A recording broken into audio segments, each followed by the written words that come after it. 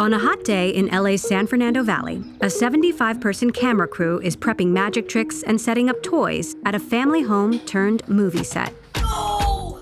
The star of all the action is Ryan Kaji. Ooh, that looks fun. The reigning champion of toy reviews, who found surprising fame and fortune on YouTube. He's been on camera since he was 3 years old, playing with trains, opening surprise eggs, and going on adventures with his family. Welcome to Super Nintendo World! Whether he realizes it or not, Hey guys! Ryan is one of YouTube's biggest earners, racking up over 82 billion lifetime views across his channels. We've got a couple billion people that come to YouTube every single day. We're not a social media platform. We're not traditional media in the sense we're not linear television.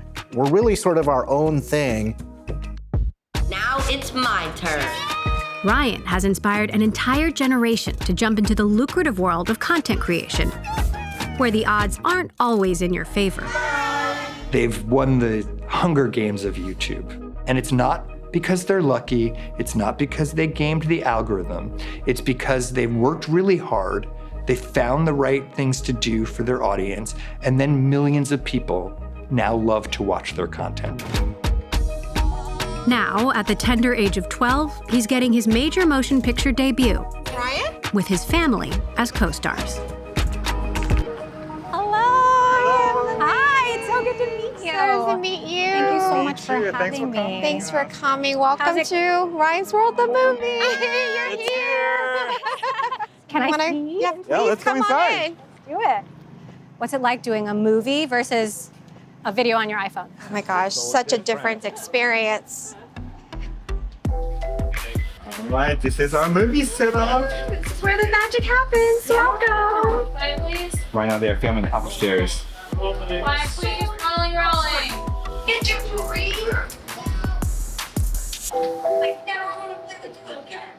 This is your full-time thing. Like, this is your life. Yeah. I used to be a structural engineer before we started doing YouTube. Structural engineer to YouTube content creator. Crazy. Obvious path, right? How about you?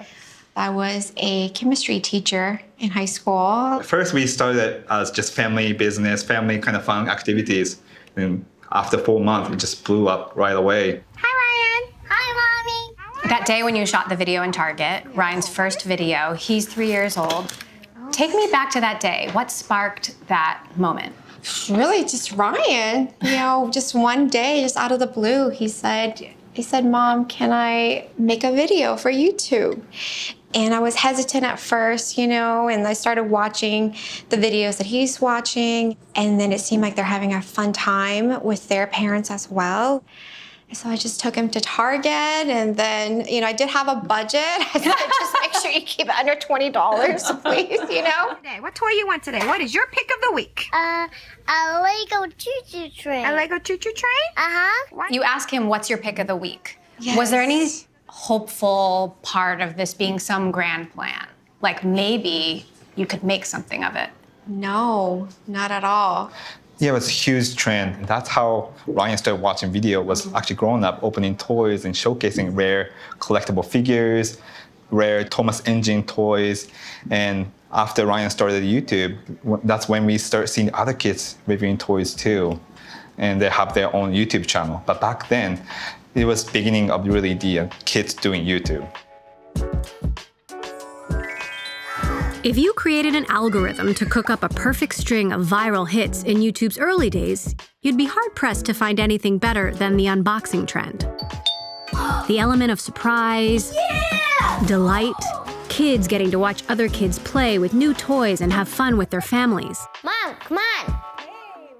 This was all happening in the midst of a major shift in the kids' entertainment industry. Homes were cutting the expensive cable cord and opting for streaming platforms. Linear television ratings started to fall off a cliff, and attention began to drift away from big-budget TV shows on Nickelodeon and Disney to simple productions served up family style on YouTube. Chris Williams, a former Disney executive, saw an opportunity. I was really inspired by watching an incredible transition of how kids were consuming content. I would come home from a hard day's work and sit down on my couch and, turn on my big screen TV with my surround sound and then crash on the floor and fire up their iPhones and watch YouTube videos. I really looked and I said, there are these stars, characters, and IP being born through digital creators on YouTube.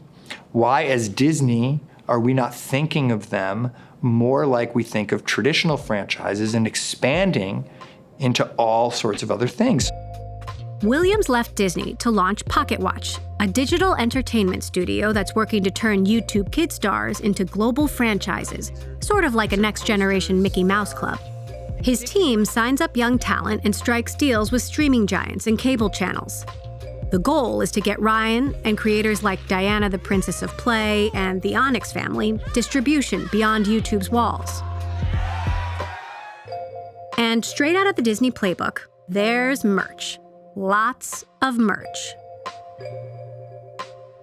There are more than 50 stars on the Pocket Watch roster. The Kajis were one of the first.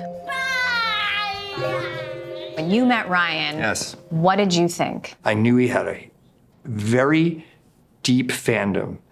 Kids all over the world love Ryan. And I knew I had a tremendous amount of confidence that would translate into other things. We were successful in bringing the Ryan's World brand to different types of manufacturers for things like toys and toothbrushes and all sorts of things to put the Ryan's World brand on, and then sold those through Walmart and Target and many other retailers all over the world to great success. Wow, Walmart! So successful Let's go to the toy section. that there are over 5,000 different products in circulation with Ryan's face on it. Look at the boxes with my face on it, like this. Frankly, I believe this opened the door, not just of our other creator partners to walk through, but digital creators in different verticals. I think if you asked Mr. Beast why Feastables was available at Walmart, he'd say Ryan's World paved the way, because he did. Has Ryan been as successful on these other platforms, on Nickelodeon, for example, as he has been on YouTube? The series we launched on Nickelodeon back in April of 2019, 40% of the audience of the premiere episode had never watched Nickelodeon before. Wow. So he brought an entirely new audience to Nickelodeon. It was the #1 show for a couple of years. We went 5 seasons, nominated for an Emmy, lost to Sesame Street because everybody does. At 35 years, I think they've won. But yeah, and certainly consumer products, toys especially, have probably generated over $500 million at retail since launching in 2018. Mr. Freeze is putting Gotham City on ice. Brands love shows like Ryan's. Instead of a 30-second TV spot, kids can watch Ryan play with a toy for up to 30 minutes. YouTube likes this too. Millions of kids staying engaged, watching video after video is their business model in action. This brought in serious cash, but raised eyebrows over whether kids could really tell the difference between a sponsored ad and a family adventure to the store. In 2019, the FTC called out Ryan's channel for blurring the lines on sponsored content. It's called SpawnCon. Yeah. What did you learn from that? We believe in the regulatory framework that's out there to protect children and people. And as you can see, that was a while ago. No actions were ever taken from the FTC to Ryan or to us on that. And we continue to go above and beyond what the level of compliance is. First, let's open this PC casing. Unbox time! The unboxing craze, obviously kids love it, but some parents hate it. I'm like, is this good for my kids? Do you think it's good for kids to be watching this kind of stuff? I think if you maintain the healthy balance, I think it will be great for kids. Just like the snacks, right? If you give snacks to kids too often, then it's not great for their health. Same thing for the toy review and unboxing too. We always think about the balance and how many content is toy review versus the other content that's more enriching, more educational content. After the FTC complaint, Ryan's channel rebranded from Ryan Toys Review to Ryan's World and expanded their content strategy to science experiments, educational content, and brought in a bigger cast of characters. They also turned Ryan into a cartoon, Red Titan, partly to give Ryan more time in his real-world schedule, but also to stay competitive. Animated shows like CoComelon, Peppa Pig, and Bluey are global juggernauts notching billion-dollar valuations. So it's a smart strategy to give Ryan an animated alter ego, especially since he's starting to age out of his audience. That's part of the thinking behind this upcoming movie, too. It's a chance to bring in new and old fans to the theater, as Ryan and his team start to think about what's next. When we started up until before the Nickelodeon, he really enjoyed making videos. He liked it so much that sometimes I have to use it as a form of, I wouldn't say punishment, as a form of, if you don't, do your homework or if you don't clean your room, we can't film. It's called a bribe. Yes. I'm a mom, I get it. And so he will do those things because he really enjoyed filming and he want to continue to making the videos. Having camera crews and having all these people work behind the scenes, I really want him to see what it takes to put an actual production together and not just his mom filming on an iPhone. Pick this up now. Okay. You guys want to take a look at this? Yes.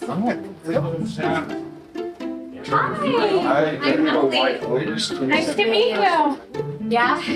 Yeah? 20 minutes of school, Scott. Let's do it. What's it like being a star? It's very cool. As mom and dad, what sort of boundaries did you set before diving into this? And how did those evolve over time? Even to this day, there's lots of opportunities and deals that comes our way that, we always have to try to balance it. We want to make sure that he gets those opportunities and he gets to have those experiences that he would never get otherwise. I want to talk a little bit about the economics. A lot of people are so curious about how this works and don't understand how big this business can be. How much money does this bring in? Well, we can't say any specific numbers, but it is an extensive number that we have to be careful with how to manage it. So who's driving this? How much does Ryan want this? How much do you want this? How much is it just you have so much momentum already and that's moving it forward? It's always Ryan is the one driving what he wants to do. We always encourage Ryan whenever he finds a spark, whenever he finds inspiration to do a new thing, we always encourage him. Whether it's for YouTube or whether it's for TV or for himself, we always trying to encourage him for that. How about you, Loan? How do you balance the opportunities and the trade-offs? As the parents, we do have the final decision. Even if he wants to do it, we still have to think about his normal life. I don't want him to miss too many schools, or I don't want him to miss that opportunity to play with his friends. But we do present those opportunities to him and say, hey, do you want to do this or not? And then we'll have the ultimate say. Usually he always wants to do everything, but we always have to say, just wait, think about this. It can be complicated in this new content world to have your parents as your boss. That sparked discussions about the need for new protections for kidfluencers. We've all seen the horror stories about kid stars, kids being exploited, kids having regrets, kids hating their parents. I'm curious what you've seen over the course of your career, from your time at Disney.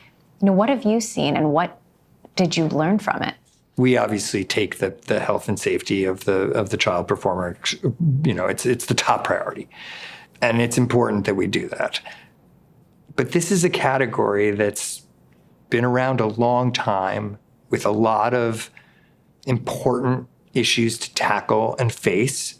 We are 100% advocates of there being regulation, government regulation, to protect child performers in this new category. A lot of people look at some of these parents and think they're exploiting their kids, or at least they're pushing their kids too far. Yeah. Are they? I'm sure some are, 100%. The only thing I can say is that the parents that we work with are not that kind of parent. We've vetted them and we have an incredible confidence in their desire to do the right thing. And then it's just about making sure that we help empower them to do the right thing with information. Not everyone has an expert like Williams on speed dial. Stuck in between YouTube channels and the kids that love them are parents doing their best to navigate a platform ruled by opaque algorithms and a fire hose of AI-generated content. So the YouTube Kids rabbit hole, how does it take kids in and out of these videos without them even pressing a button? I think you can take some confidence in YouTube Kids. So that's a separate service that's part of YouTube that will create a more kid-safe experience. That's not safe enough for some parents. And I do think most parents' greatest concern is not necessarily what their kids are watching, but what they're watching next, because it's been served up to them. And there's not a ton of confidence that YouTube is going to be serving them something that is parental approved, so to speak. And what about YouTube in general? Well, YouTube in general, Like, that's I mean, the one I'm really... My kids, when they're 6, they age out of YouTube Kids. Yes, I think that is going to continue to happen. We're making efforts to build bridges, but the AI, I mean, there's going to be 10,000 times as much content. We really strive to be that trusted curation for parents in a world where content is just growing exponentially and AI is just going to be putting gasoline on the fire. And so you're going to want trusted brands and platforms that you can say, okay, I know this is all curated by human beings. This is safe for my kids. There's no rabbit holes to go down. My God, so as a parent, it's only going to get scarier. Yeah, a little bit. The best place to put these concerns is right at YouTube, specifically to the guy in charge. Welcome to YouTube. Neil Mohan has seen the platform transform from a side project for Google to an entertainment giant that defined the multi-billion-dollar industry we now call the creator economy. In just the last 3 years, YouTube's paid a record $70 billion to creators. It's no wonder the new dream job for kids is to become a content creator, a path YouTube shows nurture at a very early age. Kids are spending billions of hours on YouTube. It's almost like the default babysitter. Like, how do you think about that responsibility?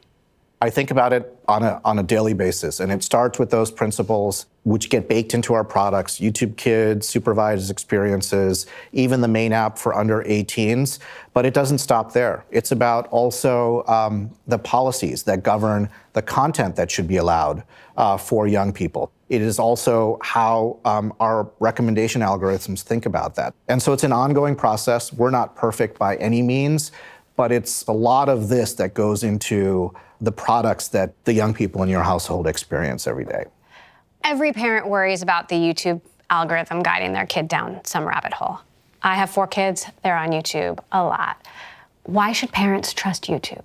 Before we make a decision about what's good for our creators' business or the growth of YouTube or what have you, we're going to make a decision about what's the right thing to do for our users, especially young users on our platform. The trust has to come from us earning it. It has to show up in the product experiences. It's got to show up in the policy decisions that we make. It's got to show up in the type of content that our creators are producing.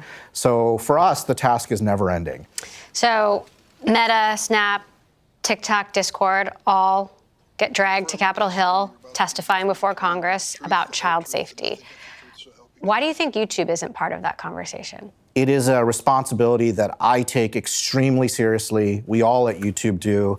You know, I'm the father of three kids myself. And so I experience, through their eyes, what they're experiencing on a daily basis. And I think it's really important to be grounded in a core set of principles around how we think about young people on YouTube. But you're right to point out that there are challenges that we have to be aware of, and our top responsibility has to be keeping young people safe and healthy on our platform. YouTube got in trouble for collecting data on kids. What data do you collect on children, and how is that used? Anytime there's a creator economy, there are bad actors that will try to take advantage of it. So that requires us to really understand traffic patterns and things like that. And we obviously have to collect some of those signals to be able to protect our users. Regardless of whether it's YouTube Kids or supervised experiences, when there's an account on YouTube that is under 18, we will not serve personalized ads to those users. You've got a new tool now that requires users to disclose when they're using AI-generated content. But why put that responsibility on users? Shouldn't YouTube be making that distinction? creators do have a responsibility when they're uploading content and building an audience on YouTube to disclose that. And so that's what we believe. It is also our responsibility to put that in front of users. So that will be a requirement of our creators, but we will build systems to also be able to do our best at detecting that. That's an area of investment for us. It's built on our existing policies and principles around content on our platform. You know, you've got CoComelon and other kids shows that have become juggernauts via YouTube. How does that change or reset the dynamic between the streaming competitors in the kids' entertainment world? It's not just about the success they're having directly on YouTube, but the success that they can have broadly even beyond YouTube because of their success on YouTube. It goes hand in hand with our mission. So many kids these days want to be creators. They want to be Mr. Beast, they want to be Ryan Kaji. You know, what do you think about that trend? It is this open platform where nobody is going to tell you that you don't look the right way, or you're the wrong gender, or you're from the wrong part of the world, or you don't sound the right way. And I think that that's incredibly important, and it's inspiring that a young person who's got something creative that they want to share with the world can do that without a gatekeeper telling them no. One of the biggest kid YouTubers, Ryan Kaji, is getting his first movie. What does that signal to you? There's the distinctions of the type of content that they're consuming in terms of what is sort of like studio produced versus, you know, YouTube creator. Like, that's an artificial sort of blurred line. And I think that is just a natural evolution, and it's being driven by the experience of all of these fans and consumers on the platform that are voting with their engagement on YouTube. A theatrical release for a YouTuber could be the pinnacle of truly making it. But the jump to the big screen is not without its risks. Ryan's new movie is coming out this summer without the help of a major studio. So the Pocket Watch team is planning to leverage the marketing power of Ryan's YouTube audience to drive families to theaters. If it works, it could be a strong signal that social media stars deserve Hollywood's attention.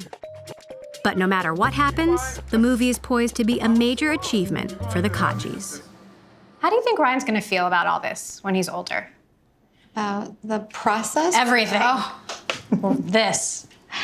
He's really enjoying it now, and hopefully he feels proud of himself.